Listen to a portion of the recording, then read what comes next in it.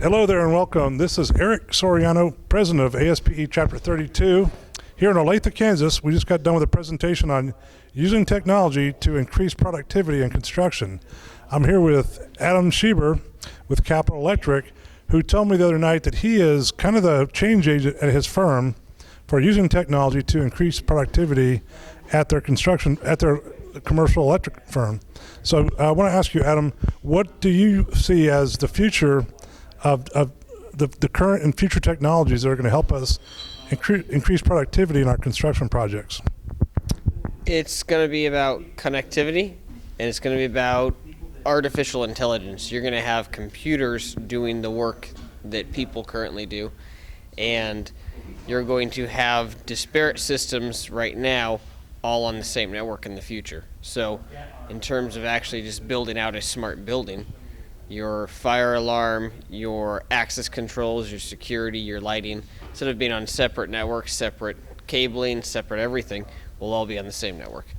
So I can tell you've been studying on this subject. I was trying to stump you, but I didn't do it. So I see the same thing happening. I see a lot of things that are where machine learning really helps. Where it really learns is where it has big data sets, and redundant operations are very much the realm of machine learning and efficiency. In terms of this technology we saw today, where they're taking the technology into the field and being able to have access to all their construction documentation in the field, what does that do for Capital Electric, where you're able to basically provide every person in the field with the same data set as the people in the office or the managers? What does that do for your field staff? Let me ask you a different way. So I'm a management theorist by education, and we found that the number one motivator is a sense of accomplishment. Bar none in the workforce is people want to accomplish something every day. What do you see this kind of technology doing for the sense of accomplishment for your workers in the field? I think that's a great way to put it, is people want to actually add value with what they do every day. And if you infuse technology into current systems, you're going to be more productive, and you're going to be more efficient, and you're going to feel every day like you added something more than you might spend an entire day digging through prints right now on paper trying to find one little thing and go out and solve one little problem. And you took 8 hours to do it, and it's hard to feel like that was very productive. Whereas if you can automatically, instantly search through 500 pages of prints for this one little spot and find it, and then go do that work, and then you do that 10 times in one day, you got a lot more done. You were 10 times more productive than the guy who's using paper. All right, so I'm going to put a wicked spin on this for you, okay? So you have this skilled workforce out there. They have many different competitive offers to come work for anybody they want.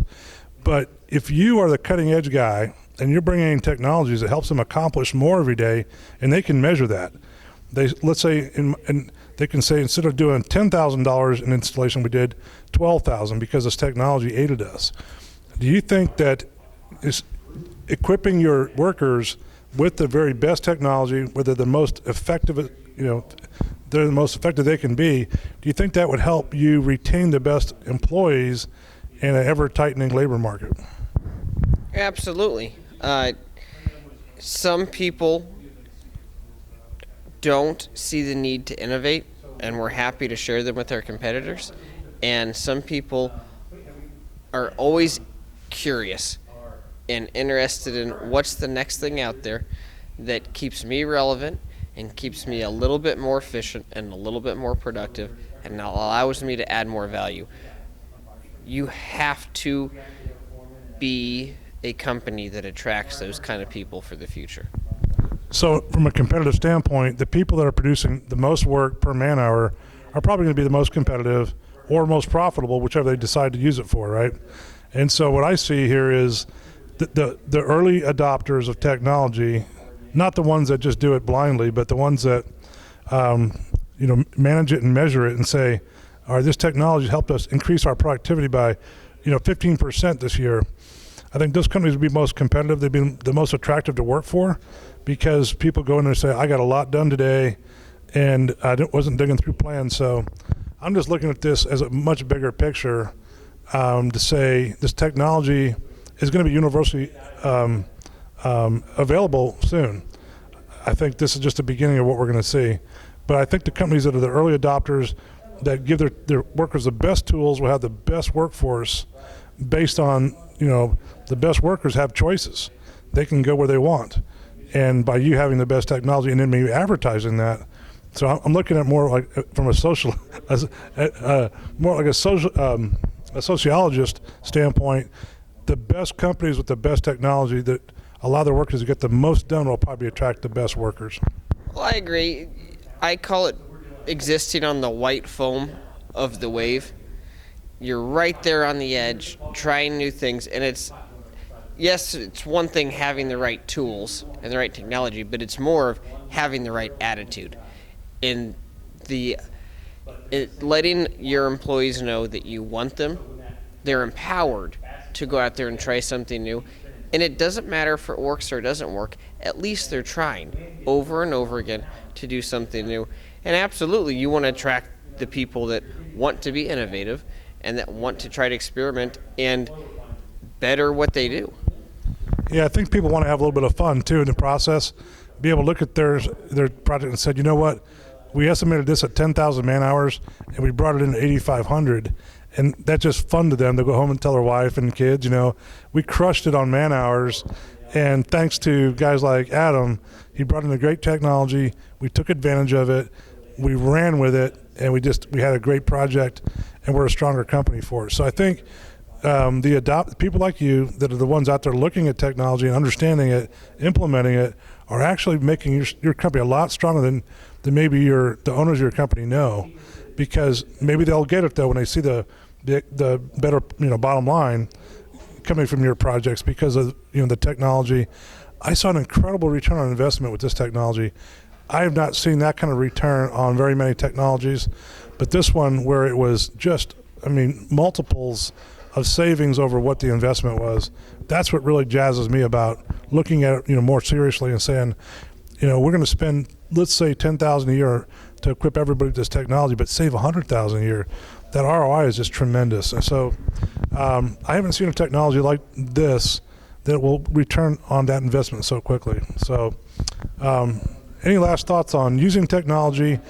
Well, let me ask you a question then. So again, I'm kind of a futurist and a techno geek too at the same time. There's this Kindred spirits here. Yeah. So there's this theory that these are called disruptive technologies. Mm-hmm. In other words, they're actually disrupting the old paradigm of how we did work, right? They're taking and adding a whole bunch of information to the process and maybe using artificial intelligence to schedule better, to buy better. It's a new paradigm, not just a incremental change in how you do things. It absolutely is, because if we look at, work hasn't changed much. You're pulling wire, we're planting trees. Those functions haven't changed much, but getting the materials just in time and having the right, having the information flow be so much better than it was even 10 years ago, I think is what excites me. And so, believe it or not, we're the guys that have to bring that technology. You ever heard one of my sayings is the hardest sale is the internal sale? Yep.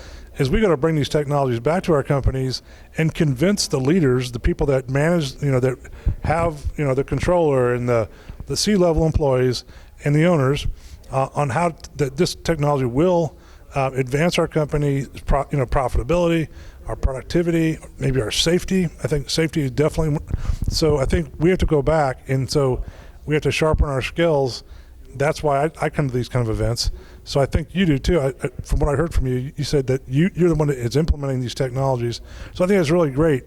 What is your background, educational background, that got you to this point? I got a 2-year degree in electrical technology. I've worked for an electrical contractor ever since then. And I have always had a hunger for finding innovative ways to increase productivity. I love process controls. I love the non-sexy side of that okay, takes 5 steps to do this normally, and we've done it that way for the past 15 years. What if we knocked it down to 3 steps? Could we do that? And is it going to still give us the same quality product at the end? You've mentioned what's happening in the future. I think we're just now barely opening the book on what's going to happen in terms of technology and how it's going to change. Yeah, I do lighting, you do trees. In the future, they're going to have hybrid trees that are bioluminescent that are the lighting for different areas. That's cool. We should be talking about that. Yeah, I see a lot more systems integration. We do LED lighting, landscape lighting, and we look at when we're putting in irrigation, there's a huge economy to put the LED lighting in at the same time, low voltage lighting, at the same time as the irrigation piping. Yeah. All the sleeves are common, the trench is common. It's not ingenious. It's just great common sense to.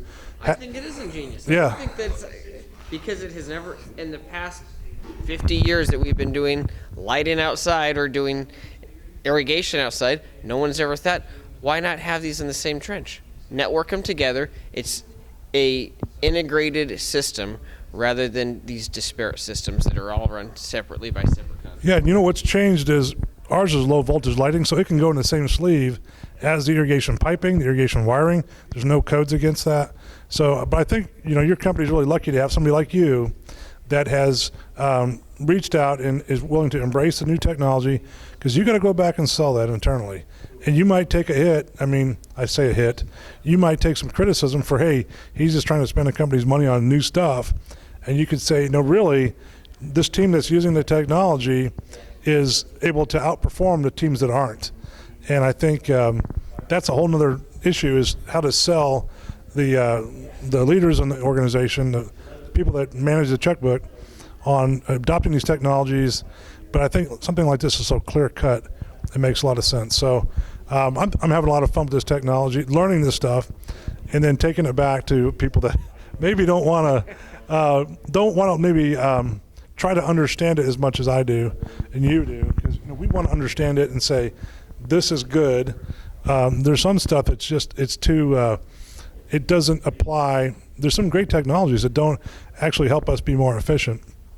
I mean, they take longer to build a data set versus this technology where it's we can very quickly import all those plans and all that information with very little effort.